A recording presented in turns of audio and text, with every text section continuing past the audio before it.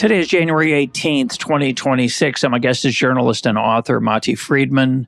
This is Matti's fourth appearance on the program. He was last here in December of 2024, talking about Israel's war with Hezbollah and his book, Pumpkin Flowers. Our topic for today is his latest book, Out of the Sky, Heroism and Rebirth in Nazi Europe, which is the strange tale of a group of Jews living in Palestine under the British Mandate during the Second World War, who parachuted back into Nazi-occupied Europe. And the most famous member of this group was a woman, Hannah Senesh, a name some of you may know. Matti, welcome back to EconTalk. Thank you so much for having me. Now, Hannah is famous in Israel, and I knew of her before I moved here as an American Jew. I knew about her before I moved to Israel. You grew up in Canada. You may have heard about her when you were a boy. But in Israel, the way you might encounter her name is much more ubiquitous. So give us a flavor of her cultural importance here and why you would write a book about someone who actually, sadly, did not accomplish what she had hoped to accomplish. So Hannah Senesh is one of four main characters in this book. And the operation that I'm describing, which is a very strange episode in which a group of young Jews who escaped the Holocaust to British Mandate Palestine volunteered to parachute back into the Holocaust. The group is 32 parachutists. I've chosen a core group of characters who are participants in the most dramatic part of that operation. And of those four, the best known is Hannah. So while some of these characters have a kibbutz named after them or a street named after them, Hannah Senesh has 32 streets named after her. She has a kibbutz named after her. She has a forest named after her. She is one of the most famous national characters in Israel. She's probably as famous as someone like Judah Maccabee, just in terms of name recognition to an Israeli. One of my kids brought home, I mentioned this in the book a couple of years ago, a deck of patriotic playing cards. And there was a set of four cards that had a kind of pantheon of the nation's greatest characters. So one of them was Theodore Herzl, who's of course the founder of modern Zionism. One of them was Golda Meir, who's the only woman to ever become a prime minister in Israel. One was Moshe Dayan, the famous one-eyed general. And the fourth was Hannah Senesh, who was a 23-year-old woman who had come to Israel from Hungary and was here for a few years and wrote some poems that have become among the most famous texts in Hebrew. So Hannah Senesh is a legend, but it's not 100% clear, or at least it wasn't to me before I wrote the book, why she was a legend. Because as you hinted in your question, she doesn't seem to have succeeded at her mission. So that mystery is one of the reasons that I wanted to write this book. How could you become a hero if you failed? And let's talk a little bit about what you did to write this book. I was actually in Tel Aviv over this past weekend, and I was thinking about you because I was looking forward to our interview. And I know you spent some time in an archive in Tel Aviv, and I was having coffee, and I think it's No Memo, and it's the kind of building that would house the archive that you found. You also did some other strange things. You parachuted, you visited Dachau, you went to Budapest. What are some of the things you did, and why did you do them in the search for what had happened to these four people? Unfortunately, all of the characters in the story are dead, even the ones who survived to the end of 1944. And I had no one to interview, and I wanted to bring the story to life. So there were two main ways to do that. One was the incredible amount of documentation that turned out to survive from the operation, most of it kept in Tel Aviv in the archive of the Haganah, which is the pre-state militia. It's kind of a Jewish underground militia that ultimately becomes the IDF. And their archive is in Tel Aviv in this old mansion that used to belong to one of the militia commanders, Eliyahu Golom. So I spent a lot of time there going through thousands of documents that were kind of telling the story of this operation in real time. The operation stretches from basically from the beginning of 1944 to the end of 1944. That's more or less the time span. So that's one way that I recreated the action. But another way to do it is to go to the places that I'm writing about and see if I can breathe, the smell that these characters would have smelled and walk to the extent that is possible on the streets that they walked. So I tried to do that by going to Rome, which is where one of the main characters is from, a character named Enzo Sereni, who was one of the commanders of the mission, very literate, kind of aristocratic Roman Jew. And I went to Budapest, which is where Hannah Senesh is from.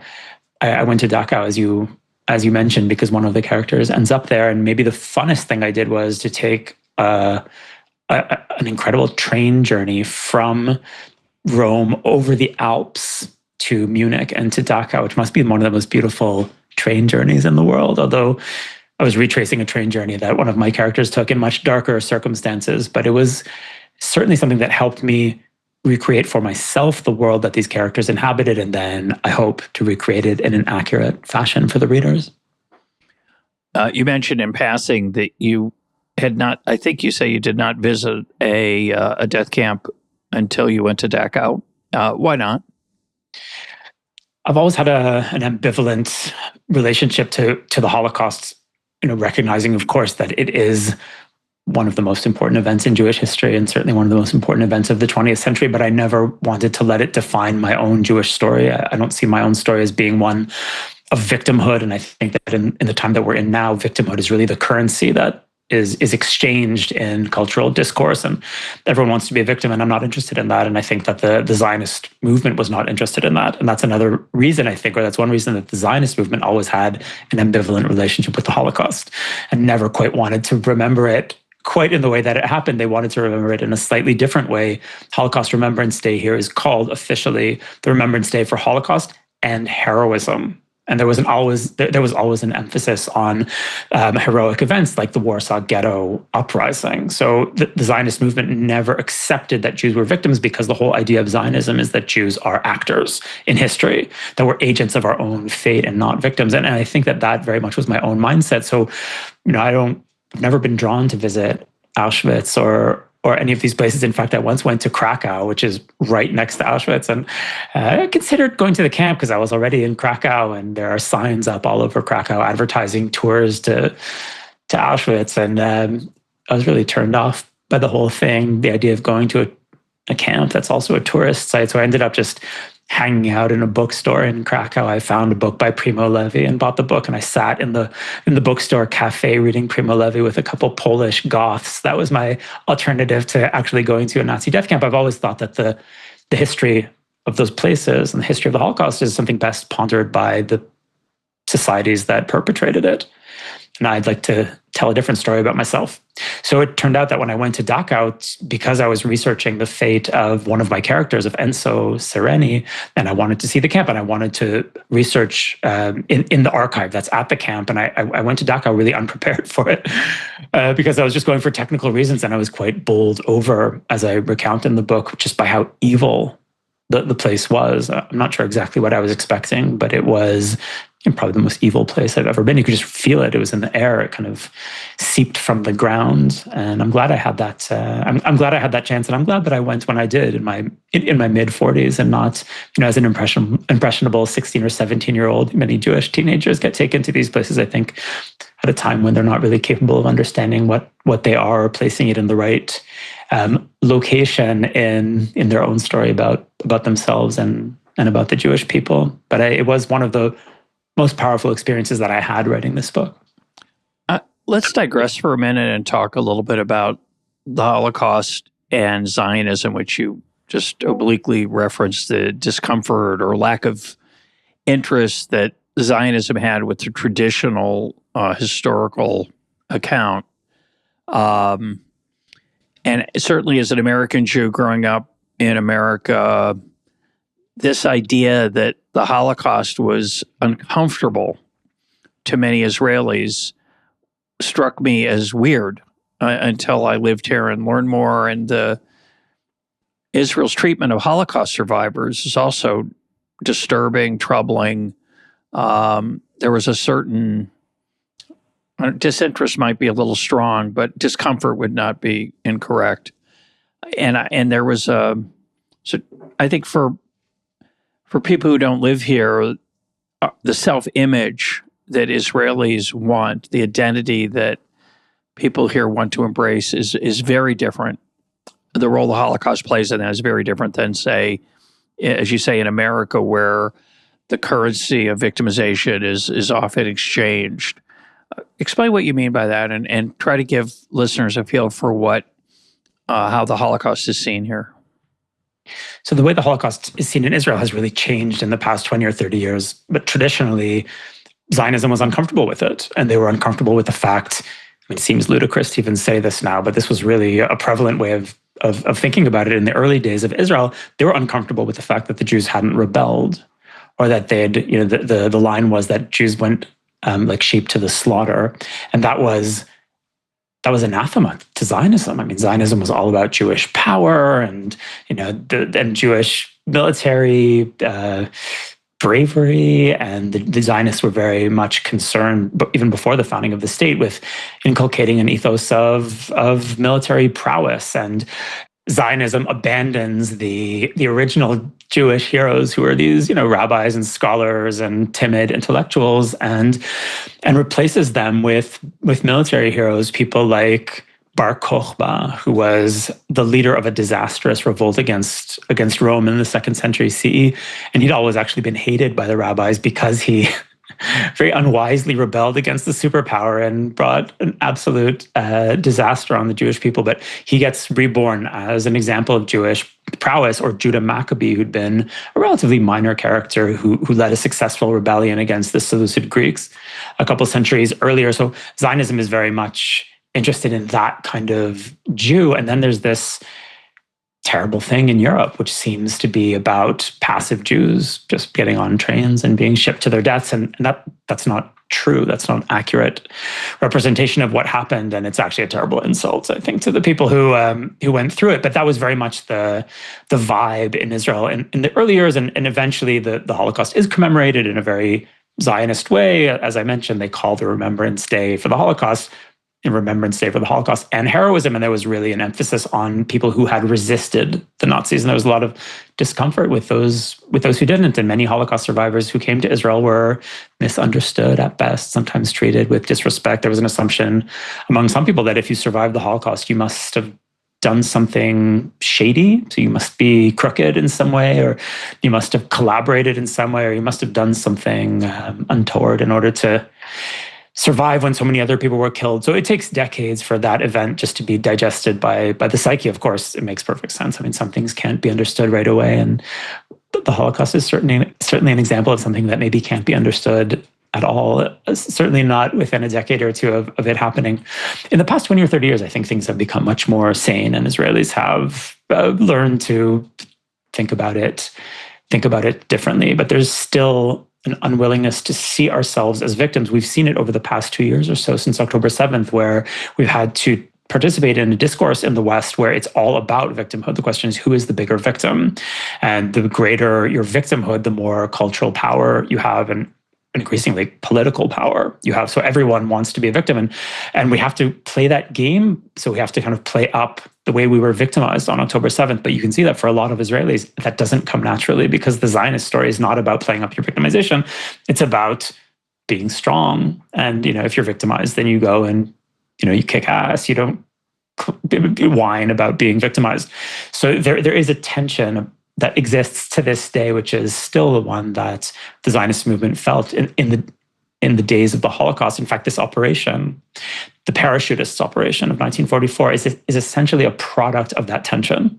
So you have the Zionist movement in what was then British Mandate Palestine, watching this catastrophe unfold in Europe. They're unable to stop it, despite their ethos of heroism and prowess. The Jews don't have an army. They need to get people into Europe. The Jews don't have an air force. They have no way of doing anything. They're completely helpless. So they come up with what seems like the only plan at their disposal, and send these people who'd escaped the Holocaust back into the Holocaust. And to set the stage a little bit for where they were headed, in 1944, the year where these events take place, I mean, it's unspeakably sad when you read the history of it, because the Nazis kill and come close to exterminating with near completeness entire communities throughout Europe, to the point where, you talk about one town where 18,000 people get put on trains and 18 come home. But Hungary had this privileged, the Jews of Hungary were spared for the first years of the war until 1944. And it's just so sad because they almost made it, and some did, but hundreds of thousands were murdered in a systematic way. And if you're watching this from Israel and you had come from there, as some of the people in the story had, also with Italy, where again there was a lot of relatively cheerful news in the beginning of the war for the Jews, but eventually the Nazi death machine comes for them. And so these survivors in Palestine, under the British mandate, were desperate to do something. So what did they have in mind? And as you point out, this mission that many of them were on, wearing British uniforms often, had two prongs. One, the people who dispatched them from British military headquarters had one goal, but the Israeli soon-to-be leaders of a new state in a few years had a different mission. So what were those two missions, and how did that work out? So at the time, I guess we should say for listeners who may not be familiar with the history, this country is a British mandate territory called Palestine. The British conquer it in 1917 from the Ottoman Turks and are given the mandate by the League of Nations to create a Jewish national home. And they've been running it essentially since the end of the First World War. And they're about to leave in 1948. So, the whole thing lasts about 30 years. And this is the waning years of the mandate, although that's not at all clear at the time that we're talking about.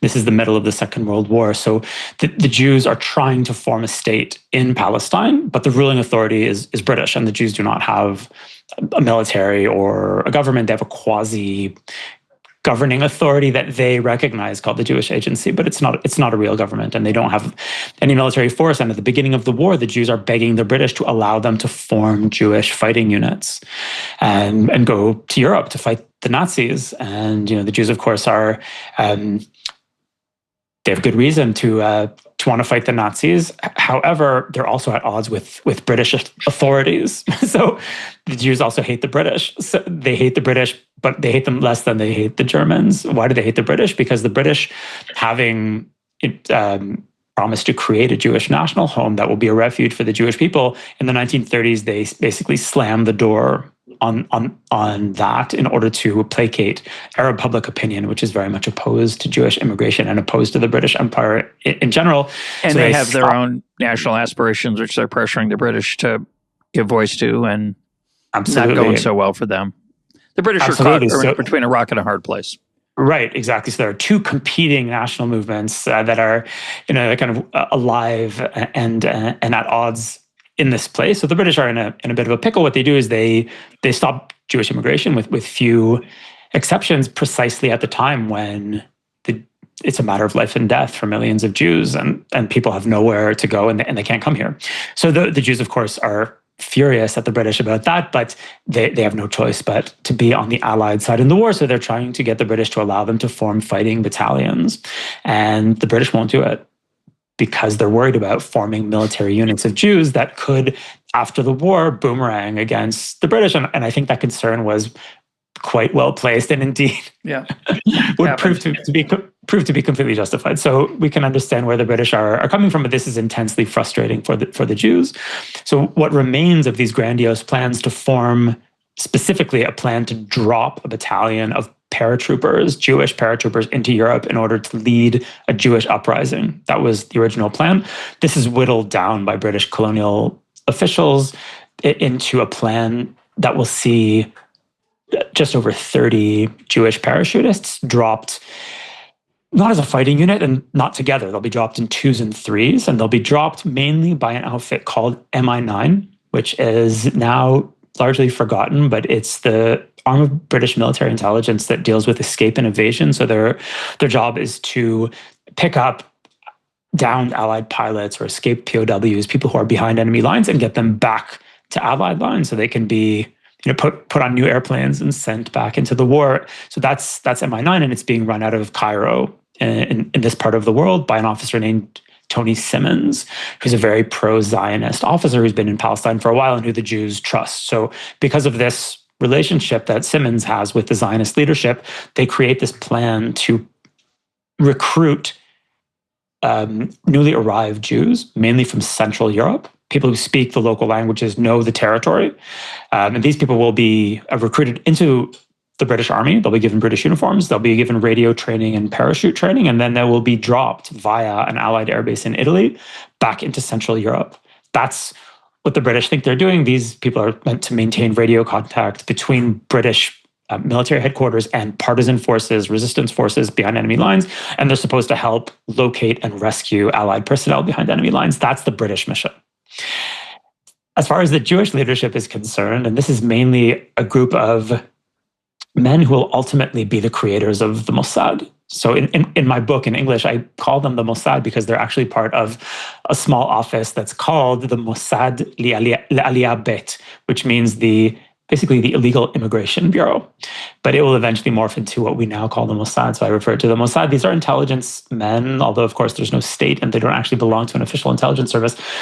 And they have a different plan. And their plan, of course, is to save Jews.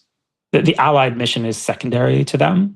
Their idea is to get Zionist agents back into Europe to fight the Nazis and save Jews. And eventually, they also want people who will have gained enough military experience to be able to use it against the British after the war is over. So this British operation is also an operation against the British. So it's a complicated affair, but there's a confluence of interests here for a while between the Zionist leadership and certain British military officers that allows this operation to take place. The Jews want to get people into Europe, but they don't have their own air force.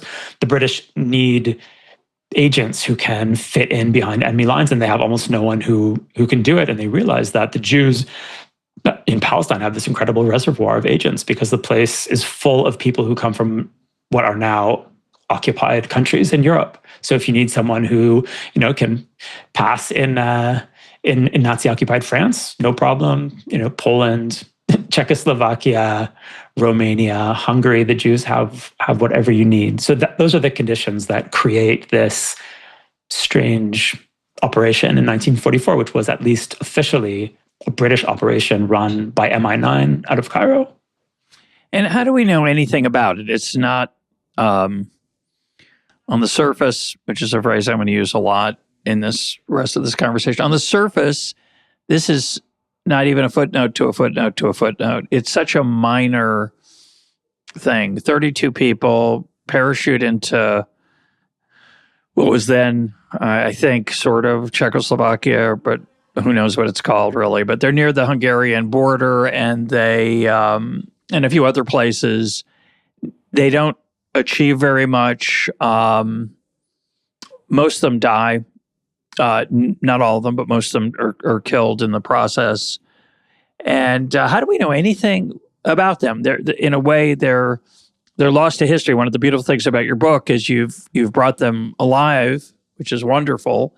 And in a minute, we'll talk about why we might care under the circumstances of a footnote to a footnote. But how do we know anything about this experience? Well, the operation is documented in a very thorough fashion, and I was surprised when I went to the Haganah archive in Tel Aviv to see what I could rustle up. I had no idea that there would be so much. So the Jewish intelligence men who leave these documents are very organized, and everything is documented, cataloged, and eventually saved in the Haganah archive. So there's actually a lot of material that allows us to recreate the mission, not from a distance, but from the perspective of the people who are running it in real time. So we have letters from my characters sent to headquarters. We have radio transmissions, we have telegrams, we have personal archives of some of these people. Hannah Senesh, for example, because she became a legend afterward, her diaries and letters have been published. Another one of my characters, Chaviva Reich, was a very interesting woman who was probably the most efficient of the parachutists, but she's not the most remembered of them. She left. She has an archive. She left an archive of fascinating letters on her kibbutz, which is a kibbutz called Ma'anit. One of the characters, who's the only one of my characters to walk out of this mission alive, he wrote a really superb memoir about it that has been forgotten and is out of print and was never translated. But if you're looking for material, it's there. And all I lacked was an opportunity to actually speak to the people who participated in the mission. But I had a lot of material to work with, and that allowed me to create a story that I think, or I hope, is very rich in texture. I'm not. This is not a bird's eye view of the story. This is a very kind of high resolution take on the mission, as viewed mainly through documents telling us what this felt like day to day. And I try to zoom out and give us some context and try to think a bit about what all of it means. But the narrative rests on a very granular portrait of 4 characters who are part of this pretty small and marginal mission that somehow becomes a legend and the subject of myth to such an extent that, again, you can say Hannah Senesh to an Israeli kid and they'll know exactly who you're talking about. Yeah, we're going to get into why that is, but I just want to add that the texture is there that you're talking about. It's a very vivid account, but equally vivid is your reflections on it as a modern Israeli looking back at it, and it's really quite moving. I finished the book an hour or so before our conversation, and it put me in a very reflective and contemplative mood, which I thank you for. Let's talk. You don't quite make this comparison, but it's hanging in the air around the book. 2 young women had diaries and writings, had aspirations to be writers. That's Anne Frank and Hannah Senesh, both died during the war. And Anne Frank becomes a lot more famous than Hannah Senesh. I think there are many reasons possibly, but one of them is the appeal of how she has been portrayed by history. I don't think it's quite fair, but she's portrayed as a universalist, and this is very appealing to many people. Hannah Senesh is not a universalist, and reading her writings in your book, which is scattered through the whole book, is especially moving to a Jew, but it reminds you of the contrast with Anne Frank. So talk a little bit about Hannah's aspirations as a writer and what we have of her writing and why it's important. I guess you'd say that Hannah Senesh was a universalist who was mugged by reality. Yeah. I think at heart, that's the world that she wanted, and she came out of this very liberal environment in Budapest. Her dad's a playwright and a novelist and a bohemian, and she fully expects to have a liberal life as an equal citizen in a European state. And like many Jews, she's disabused of that notion in the late 1930s, and she realized it's not going to happen. And her solution is to become a Zionist. And luckily for her, she gets a visa really on the eve of the war. It's the fall of 1939. She gets a very rare immigration certificate to British Palestine, and she leaves. And her mother remains behind in Budapest, and she makes it out just as the door is closing. So her lesson from this is not a universal lesson. I think she would like to see the kind of world where, all people are siblings, but I think she's lived long enough and seen enough to know that world does not yet exist. And if she wants to be able to exist in the world, it's going to be as a Jew, and the Jews are going to have to defend themselves because no one else is going to do it. And she's not the only one to reach that conclusion in those years. And it's interesting to make a comparison between these 2 young women because, they literally have the same name. And Hannah's it's the same name. I mean, Hannah and Anne is the same. Anne is an English translation of the name of the Hebrew name Hannah, but even more than that, her name in Hungary was actually Anna Senesh. That's her Hungarian name. And when she becomes a Zionist pioneer, she Hebraicizes the name and becomes Hannah. So she has consciously made a decision not to be Anne, but to be Hannah, who is a different person in that she's not part of a universal or European story. She is definitely a Jew, and her name is Hebrew. So even there's a story even just in the names of these two young women. Hannah Senesh is a bit older than Anne Frank. Anne Frank is a teenager. Hannah Senesh is a young woman, but they both write. I think they would recognize each other as kindred spirits in many ways. They're both very literary. They both read. I'm sure they read some of the same books, and they have the idea that they can write. So Anne, of course, has her famous diary, which becomes one of the best-selling books in the world after the war, and it's a bestseller in Japan, and Anne Frank really becomes a global icon. Hannah Senesh writes initially in Hungarian, and then after she moves to Israel, she begins writing in Hebrew, and she's incredibly adept at languages, and she manages to write some really excellent poems, even though they're poems written by a young person who's not quite there yet.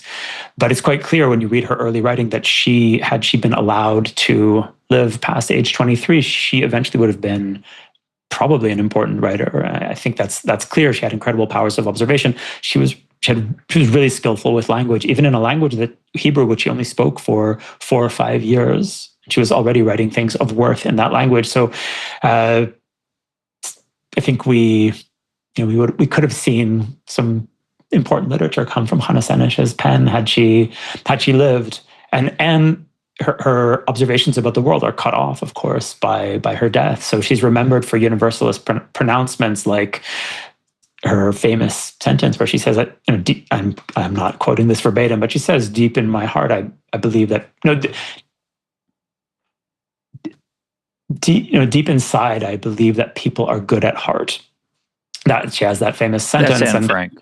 That's Anne Frank, right? So that is her most famous sentence. And as my friend and colleague Dara Horn pointed out in a great book called "People Love Dead Jews," she pointed out that Anne wrote that, of course, before she was, arrested by murderers and killed in a camp. So had we been able to speak to her a few years after that, it's possible that her conclusions about human nature would have been different, and it's possible that her worldview would have been closer to that of Hannah Senesh. We don't know, but it's certainly true that the universal message of Anne Frank and the fact that she is a perfect victim, she's just a girl and she's murdered, that makes her a much more palatable character for people outside this story looking in. They want Anne Frank. They want someone who believes in the goodness of humanity. They want someone who doesn't really do anything threatening. Anne Frank just dies and doesn't live after the war to disturb the peace of Christians or Muslims by trying to set up a state where Jews can be at home. So Hannah Senesh, who is the more heroic character, it's no fault of Anne Frank's that she wasn't a hero, but Hannah Senesh lived long enough to be able to make a decision about whether or not to take action, and she decides to take action. Hannah Senesh is known and venerated mostly among Israelis and Jews who value what she did. And outside that group, she's barely known. So it'll be interesting to see what happens with this book once it comes out, if people can kind of maybe better understand her character, if we understand what made her tick and the way that she saw the world. I'm not giving anything away to say that I think that Hannah's analysis of the world and human nature was closer to the accurate one, unfortunately. So I promised you before we recorded this that I have a Hannah Senesh story, which I'll try to make brief. It'll be a nice lead into the next thing I want to ask you, which is my wife and I were in Budapest for the first time. We spent 4 or 5 days there, and there's a skating rink. And Saturday night, my wife and I decided to go skating. Well, that's not true. My wife decided to go skating. I don't skate, but she skates, and I take pictures of her when she comes around. So we go to the locker room. We're going to rent skates. She's going to rent skates. And they asked for a deposit in euros. And I realize we have no euros. They don't take credit card for the deposit. You've got to have cash. So I pull out of my wallet a set of Israeli currency, I said, would you take this? Which of course is absurd. It's worth, they have no idea how much it's worth. It actually was somewhat akin to the amount that was the round of deposits. And to be honest, this was shortly after October 7th, and wasn't particularly interested in advertising. I was traveling from Israel, as many Israelis have discovered since October 7th. Sometimes I'm open about it, sometimes less so. But I'm talking to this very nice 20-year-old girl who is asking for currency, and I take this out, the 100 shekel or whatever it was note. And I had a couple, and I showed them to her, and she says, instead of going like, why would we take this, or what's this worth? She says, these are so beautiful, because on Israeli currency, they've got this lovely portrait of various people embedded in the paper currency. And she proceeds to call the entire staff, 10 or people or so, to admire Israeli currency. It's like, it's a very funny moment. And I had like a weird brain freeze, and I didn't know who was on the 100 or 200 shekel note or 50 that I was showing her, but it was a woman. And I think it's Leah or Rachel, Israeli poets. But for some reason, it just crossed my mind. I said, I think maybe it's Hannah Senesh. And of course, this 20-year-old Budapest woman, and I was thinking of Hannah because I toured the Jewish synagogue 2 days before and had heard about Hannah Senesh. And she, of course, looks at me and says, who's Hannah Senesh? Right? This woman she's very famous in Israel. She's Hungarian. She's from Budapest. And this woman goes like, well, who's Hannah Senesh? And I'm kind of like, have this moment of pride. And I said, well, she was a hero. She parachuted back into Nazi-controlled Hungary. And she looked at me and said, puzzled, deeply puzzled, troubled, why would she do that? A fair question. So that's my question, Matti. What was she thinking? Right. I guess that the question asked by the woman at the skating rink is essentially the question I'm asking in this book. What motivated these characters to embark on a quest that seems quite hopeless? And the chances of success were very small if they existed at all. Certainly, the idea that they were going to go save Jews or fight the Nazis. It seems quite unrealistic. There's actually, I mentioned this in the book, a very funny skit, kind of funny in a painful way, done by an Israeli satire program called "The Jews Are Coming." Yehudim Baim. It's a famous satire program. Very funny. Very funny. And they riff on biblical stories and they kind of make fun of Israeli national myths. And they have this skit where you see, it's in the 40s, and you see this Jewish militia commander, is really tough guy. He's standing in front of a map of Europe with a big swastika on it. And he's saying, we're going to fight the Nazis. We're going to, kill the Germans. And then the camera swivels and you see there's just one person in the room. And it's this very young woman, and it's Hannah Senesh. And she raises her hand and she says, I'm sorry, who's we? And the commander is forced to admit that actually it's not we, it's just you. And what was Hannah Senesh supposed to do against the Nazis? And that, I guess, was more than anything else the mystery that led me to write the book, because there's this incredible gap between the legend of the mission and the actual accomplishments of the mission. And there's this gap between what they said they were going to do and what they could have reasonably expected to do. Again, this is 32 people dropped in 2s and 3s in about a half dozen Axis countries, in the middle of the war. So, I try to unravel it in the book, and my conclusion is that it's related to storytelling. And it was interesting, to write a book which is essentially about the act of storytelling. But Zionism has always been a movement based on telling a different story about ourselves. And it's not a coincidence that the greatest minds of Zionism are often writers, most prominently Theodor Herzl, who was a playwright and a journalist. And he comes up with political Zionism because he understands that the story that the Jews are telling themselves in the 1890s in cosmopolitan Vienna, which is a story of increasing assimilation and liberalism and acceptance in a Christian society, he realizes that this story is not true. And he understands that the Jews are going to need to tell themselves a different story and mobilize themselves for a different purpose. And his idea is that, which seems insane at the time, is that there's going to be a Jewish state and the Jews are going to emigrate from Europe and they're going to go to this state and they're going to be free people in their own land, to quote what ultimately becomes the Israeli national anthem. So he's a writer. Jabotinsky's a writer. Begin's a journalist. And these people are writers. So the Zionist movement is essentially a storytelling movement. And it tells people that they're not refugees, they're pioneers, which is a very effective form of storytelling because it takes people who are victims and turns them into agents of their own fate. And they're not running away from their home in Poland because that was never their home. They're going to their real home.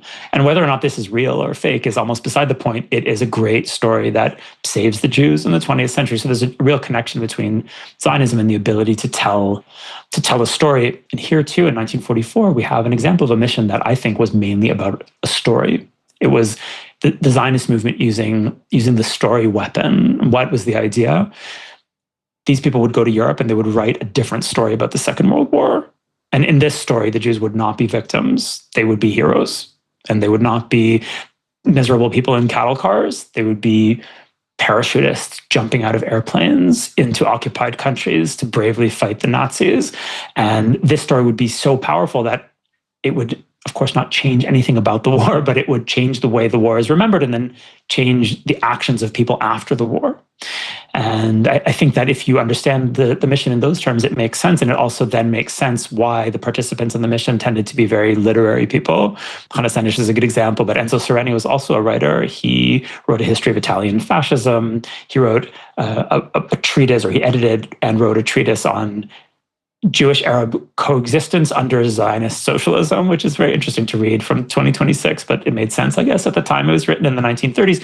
So these are people who wrote, he dreamed of writing a great novel. So these people understood storytelling and they understood themselves as characters in a story. And no one understood that better than Hannah Senesh, who was the daughter of a playwright and the daughter of a novelist and a bookworm and a theater kid. She literally grows up in a milieu of theater people in Budapest. So she knows exactly what a heroic quest is. She knows what the role of the heroine is. She knows who Joan of Arc was. She knows what's expected of her. She is not remembered because she's the best commando. She's remembered because she's the best writer. And I think that she instinctively gets this. And when we understand that this enterprise is not a military enterprise, it is at its root a literary enterprise, the thing begins to make more sense. So when the cashier at the skating rink asked me why would she do that, which was a rhetorical question, to be sure, not a question for information, I said, well, to save her people. And there was a long pause, and this 20-year-old nice Hungarian young woman who had really no interest in a philosophical conversation on a Saturday night nodded and said, oh, yeah, I get it. So she didn't save her people. She couldn't save her people, but she could make a brave gesture about what it meant to be a member of a people that had this crazy dream of a country. And in parts of the book, we see Hannah, from her diary, talking about working on a farm in pre-Israel Palestine, and it's not her cup of tea. It's hard. A lot of European Jews found themselves doing agriculture when they arrived in Israel, either before or after 1948, and struggle with it because it's not what they were used to. But she, at one point, you call it her second most famous poem. Read that poem if you would. Do you have it handy? I'd love for you to read it in. I think she wrote it in Hebrew, so you can read it in Hebrew, and then you translated it. And you point out it's sometimes mistranslated, but it's an anthemic. It's very brief.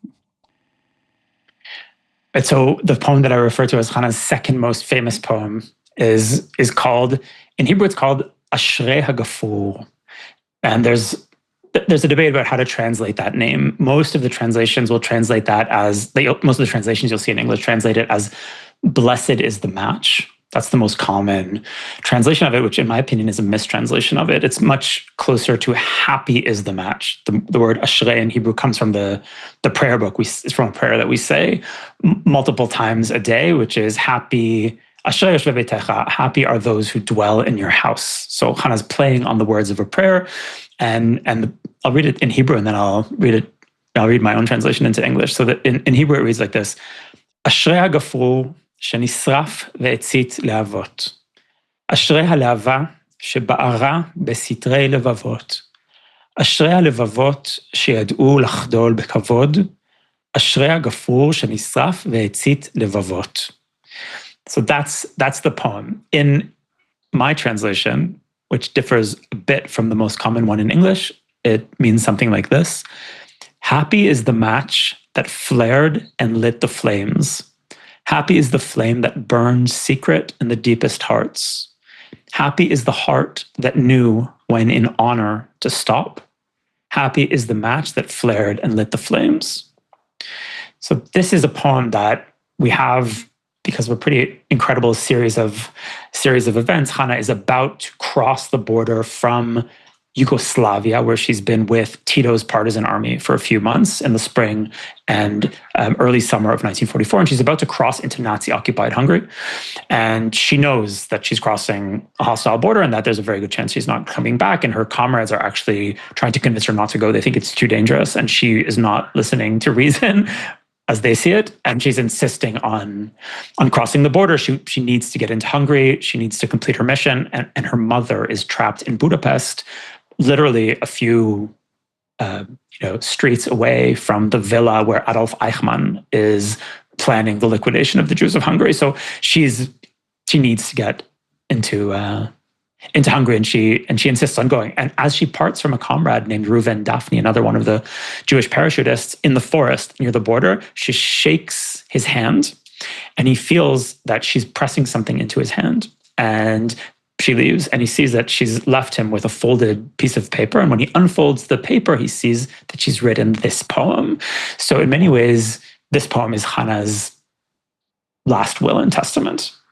She will write a few other documents in prison after she's captured, but this is something that she's writing with the knowledge that it might be her last communication with home. So Daphne says in his account of these events that he was so annoyed that at this theatrical gesture that he throws the poem away. He throws it into the bushes and kind of stomps off back to the partisan camp, and then regrets it and comes back to look for the piece of paper, and he finds it in a bush and brings it back, and it eventually travels from Yugoslavia across the Mediterranean back to British Mandate Palestine. And I've seen it. I've seen the note. It's kept at a kibbutz in northern Israel.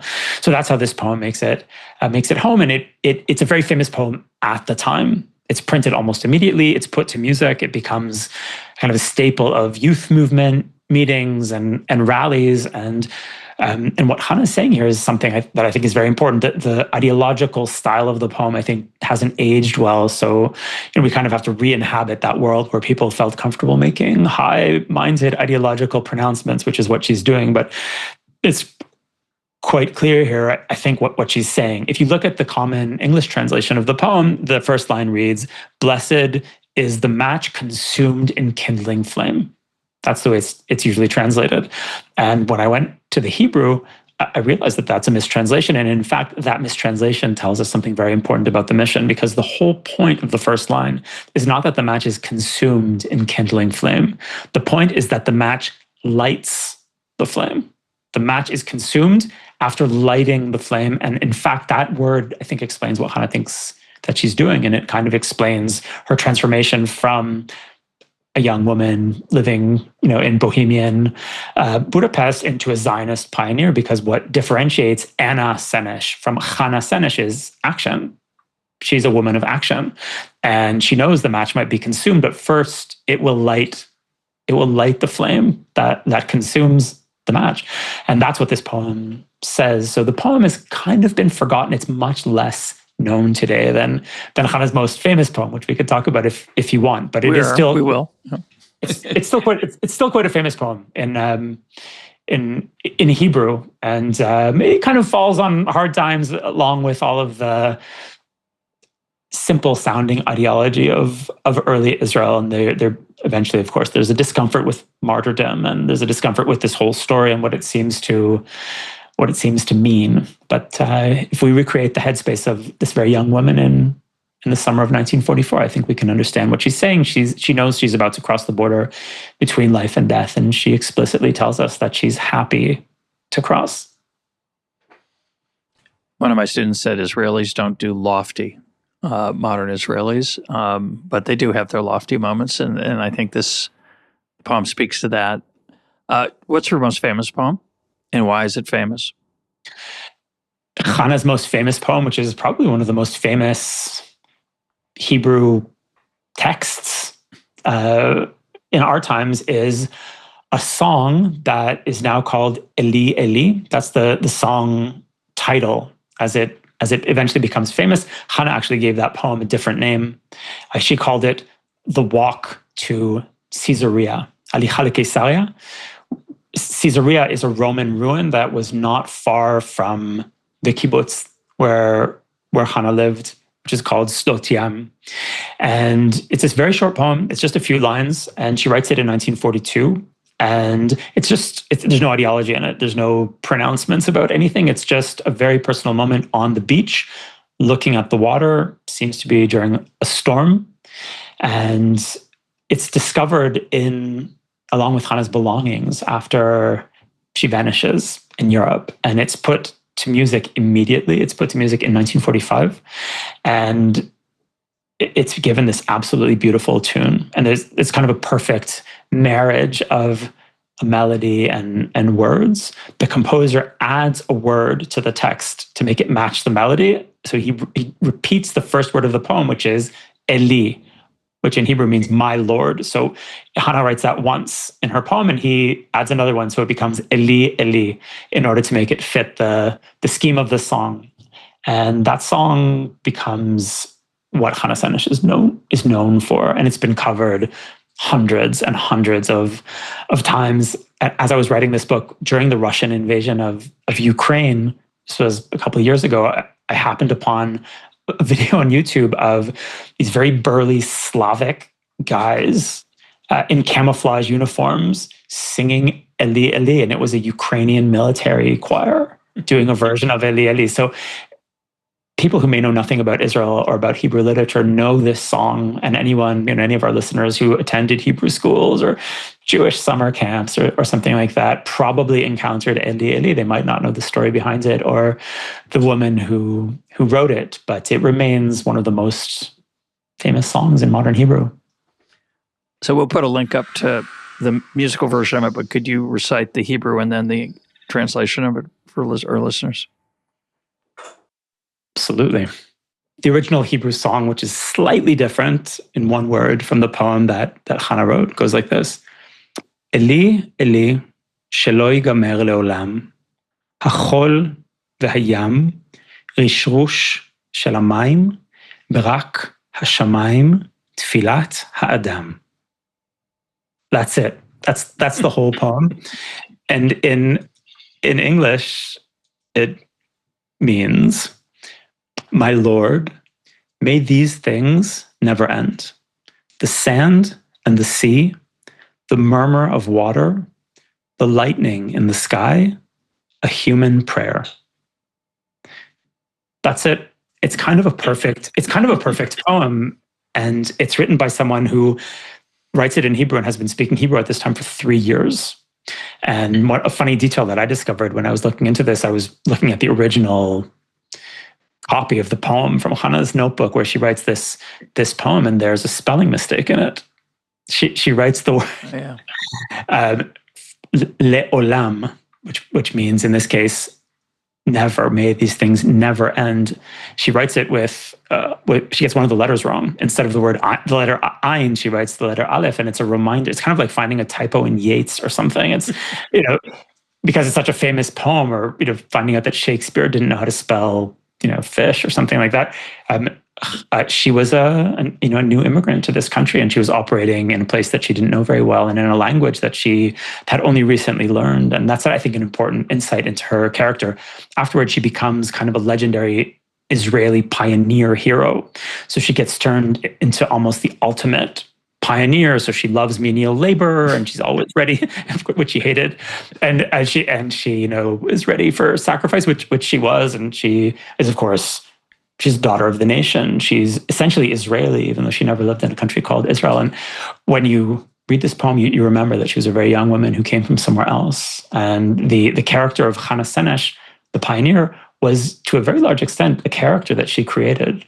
And again, this is a very theatrical, literary young woman. She understood character, and she made a conscious decision to stop being the character that she had inhabited until she finished high school, which was a Hungarian bourgeois girl named Hannah Senesh. And she becomes something else. She becomes a pioneer named Hannah Senesh, and then she becomes a heroic parachutist. And these are all very conscious decisions. And she documents it in these poems. She has a notebook full of poems that she doesn't tell anyone about because she's embarrassed about writing poems, because she's meant to be a simple laborer and a socialist pioneer. And the Sabras in those days did not respect poets. That you weren't supposed to be an intellectual. The Jews had enough intellectuals. What they needed was, dairy farmers and people who were happy to, I guess, scrub the pots in the kitchen. And she had a bit of an ambiguous relationship with her own poetry, which she hides in a suitcase. And then this notebook is found after her death,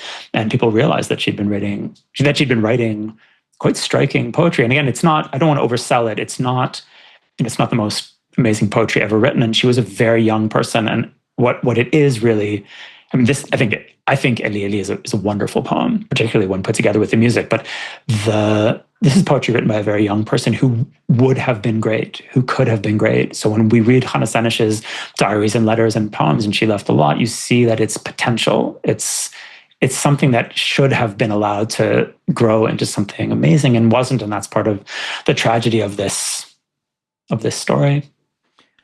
I should just mention, by the way, I should have said it earlier when we were talking about Anne Frank.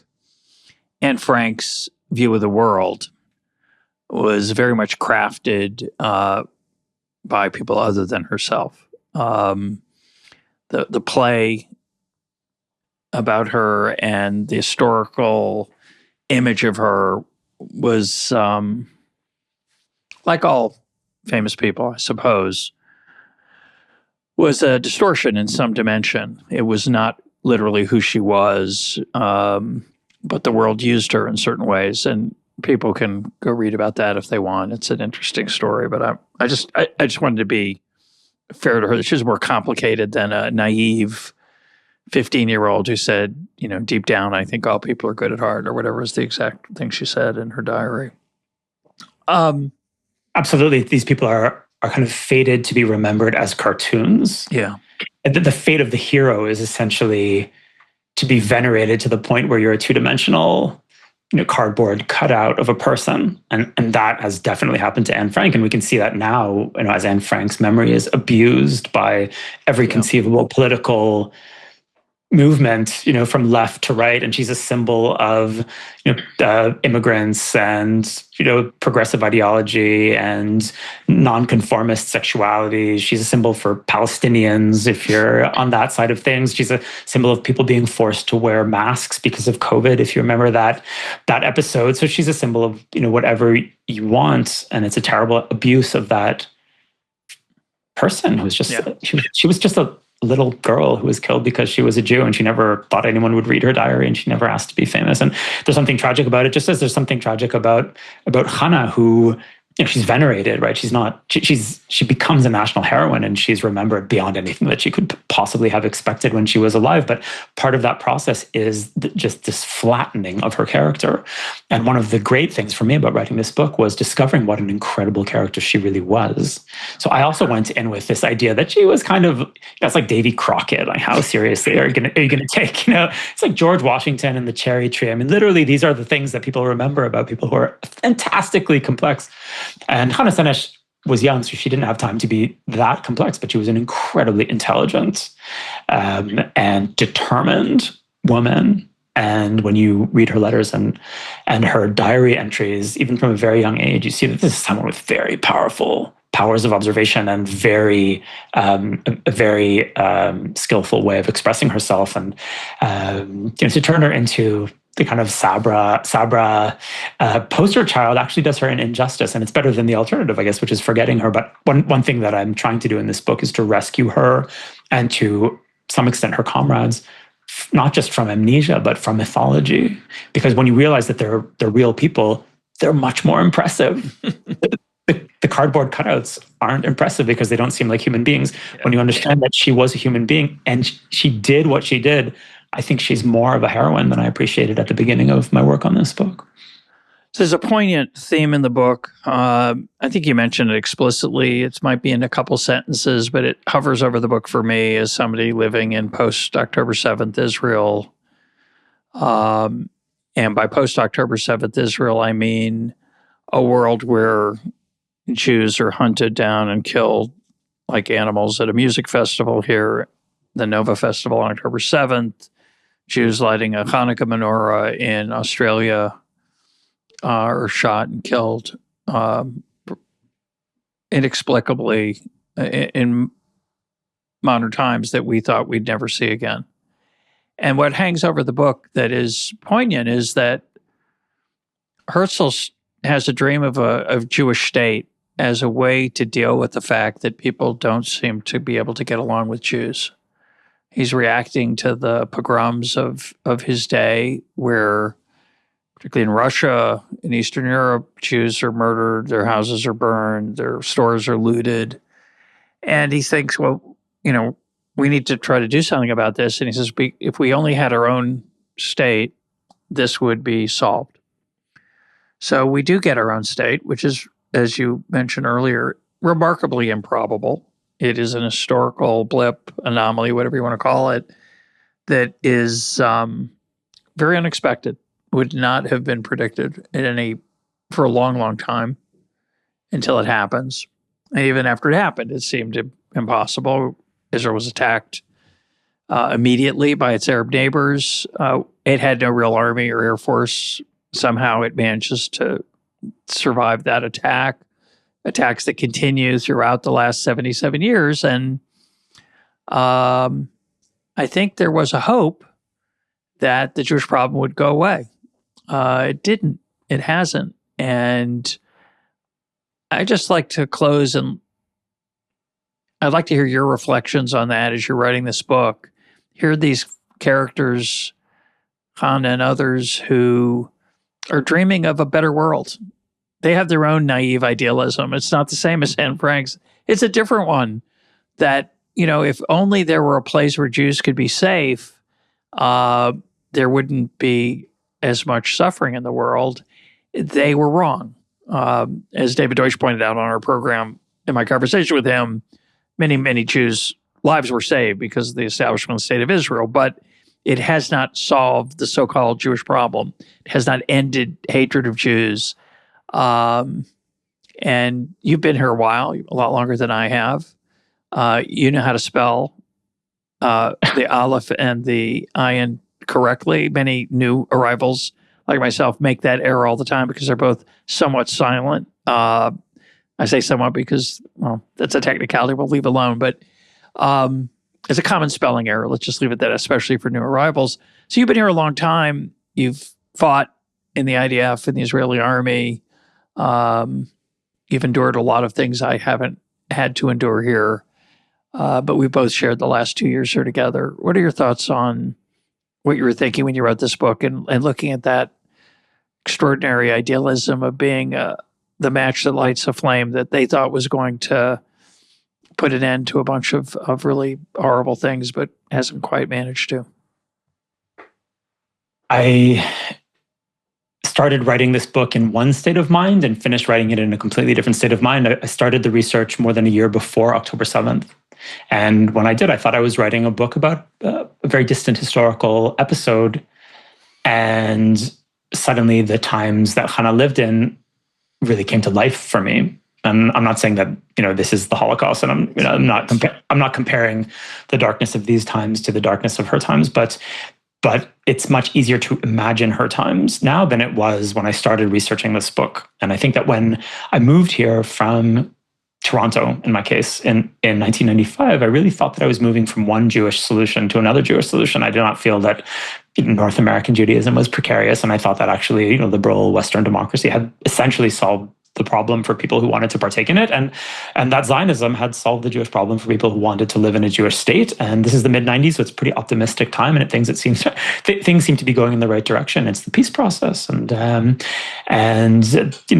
I've been through a lot here long enough to doubt my certainty that everything was going in the right direction, but certainly it all crashed down on October 7th for everyone. And I think that anyone with their eyes open in the Jewish world understands that neither of these is a solution to the Jewish problem. And in fact, that we were, to a very large extent, deluded about where things stand in North America in one way, in Israel in a different way, but that many Jews had been pretty sanguine about our situation in the 21st century when we should not have been. And I think we're in a very different headspace right now. And I think there's not much that's good about it. But one thing that was good about it for me was that I think it allowed me to inhabit more effectively the world of my characters and to understand who they were and how they saw things, and just to understand what it's like to live in a world where all the doors are slammed shut and where there is no clear way to progress.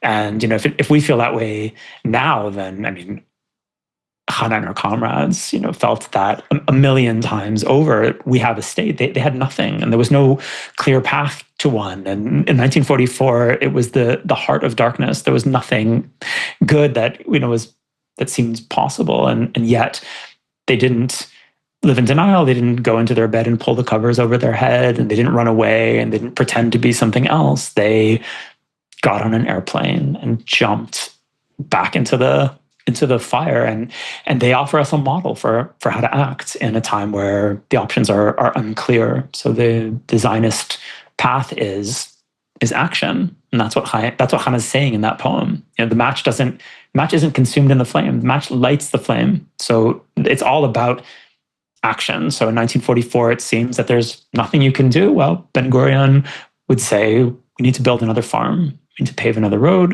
to build another school. We need to teach some more kids to speak Hebrew. It seems like nothing when 6 million people are being murdered, but eventually that nothing becomes something. And just like this mission, which was essentially nothing in military terms, becomes something enormous that plays a part in saving the Jewish people. And that seems like a grand claim to make for a mission that clearly did not accomplish its goals. But it's the story that Zionism tells people that allows the Jews to move past the catastrophe and become actors again, become agents of their own fate again, and not fall into the trap of victimhood, which many have, including our most proximate neighbors, the Palestinians, who have a story that is about victimhood, and that is a trap, because if you see yourself as a victim, you'll never be able to get anywhere. So the Jews basically make up a different story where, again, they're not refugees, they're pioneers, and they're not homeless because this has always been their home.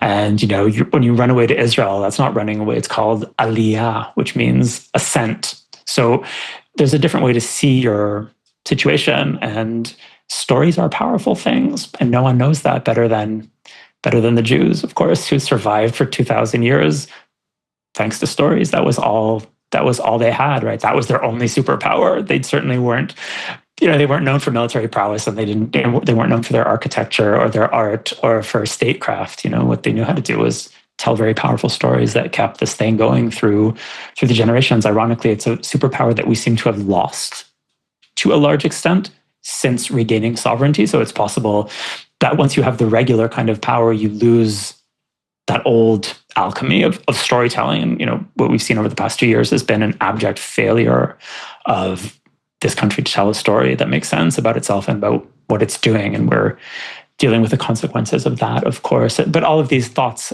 occurred to me thanks to, that's a weird way of putting it, but occurred to me in the context of the post-October 7 world, which I think gave me a different window into the time that I was writing about. My guest today has been Matti Friedman. His book is Out of the Sky. Matti, thanks for being part of EconTalk. It was a pleasure, as always.